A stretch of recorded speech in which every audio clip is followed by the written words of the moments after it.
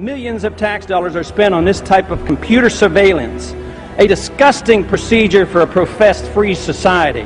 They're overstepping the bound. Just the other day, they walked into somebody's house. They suspected he was a drug dealer. He was using his automatic selector, and then police marched in, and they said it looked like a gun after they killed the man. In America! Is that what America's all about? I'd say no. We want privacy. Less government for individual liberty, get the government off our backs, a more sensible foreign policy. I'm very disappointed that so far in this Congress we have not yet seen any sincere effort to cut any spending. There's something wrong here that could and should be adjusted with decreased spending, not raising taxes, and not further robbing the Social Security Trust Fund. The more we threat, the more we intimidate, the more we want to bomb people, the more we're leading into another fiasco like Vietnam. We trade with Vietnam now. That's a much better way than trying to impose our will on Vietnam by going over there and dropping bombs. So I would say that this just points out again that we have a very, very poor foreign policy in the Middle East. I wish the Congress would address the unconstitutionality of presidents waging war. That, to me, is a lot more serious than Monica Lewinsky, let me tell you. The corporations are in bed with the government. Peace and harmony can never be achieved by bombs and intimidation. Mr. Speaker, over the last 3 to 4 years, I've come to the floor on numerous occasions trying to sound a warning about both our foreign policy and our monetary policy. The cause is the Federal Reserve. The cause is the problem is the Federal Reserve has been granted authority that is unconstitutional to go and counterfeit money. And until we recognize that and deal with that, we will continue to have financial problems. The Federal Reserve credit created during the last 8 months has not stimulated economic growth in technology or the industrial section, but a lot of it ended up in the expanding real estate bubble. This too will burst, as all bubbles do. During the next decade, the American people will become poorer and less free.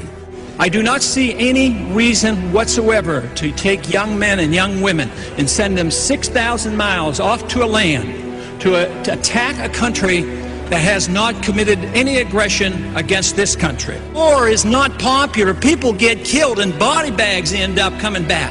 I don't want anybody's legs shot off for some reason that is not justified, and it's not a declared war. I think that should be the litmus test of everybody in this country and everybody over on the Hill too. If this war is worth fighting, are you willing to go and lose your legs, lose your life, or send your kids or send your grandkids? Will our country become freer, richer, safer, and more peaceful? Or will we continue to suffer from lost civil liberties, a stagnant economy, terrorist threats, and an expanding war in the Middle East and Central Asia? Is it not possible that George Washington's admonition to avoid entangling alliances is sound advice even today? Both candidates supported the war in Iraq and the continuation of it. Both supported the Patriot Act and its controversial attack on personal privacy. The true patriot will repeal the Patriot Act, is what they will do. Both candidates supported increased spending in almost all categories. I'm the most conservative member here. I have voted, against more spending and wasting government than anybody else. Freedom, prosperity, and peace. Just come home. We just marched in. We have allowed our nation to be overtaxed and overregulated and overrun by bureaucrats. The founders would be ashamed of us for what we're putting up with.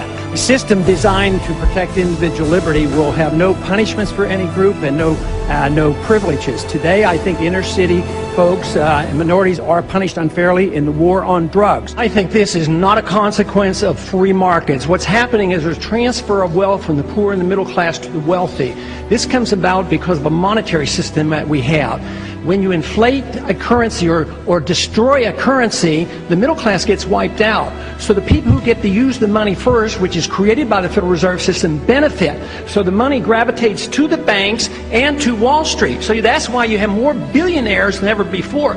Today, this country is in the middle of a recession for a lot of people. Michigan knows about it. Poor people know about it. The middle class knows about it. Wall Street doesn't know about it.